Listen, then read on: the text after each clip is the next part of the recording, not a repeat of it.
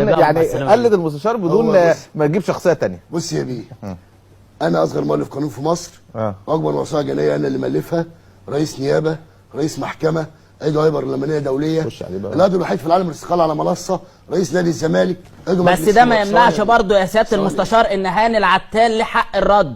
ليه حق الرد؟ عضويته صحيحه 100%. انت مين اللي بقاش تقول هاني العتال صحيح 100%. يا سياده المستشار ليك حريه الراي، يا بيه لك حريه الراي. ثواني انا هفهمك يا سياده المستشار ليه حريه الراي.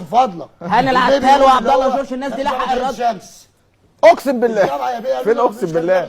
فين اقسم؟ ما عنديش مشكله. فين اقسم بالله؟ يا بيه نادي الزمالك يا ولد لك ليه؟ اقسم بالله اللي يفكر يمشي نادي الزمالك لا على باب الله. كلام محترم يا سياده المستشار، كلام محترم. عايزين برضو ناخد من كلامك برضو ان هاني العتال برضو عضويته سليمه 100%. ده القضاء اللي قال كده. انا يا بيه قلت ده مدحت شلبي ده القضاء. القضاء اللي يقول يا القضاء والقدر خلي بالك. القضاء اللي يقول يا بيه. احترامنا طبعا للكامل.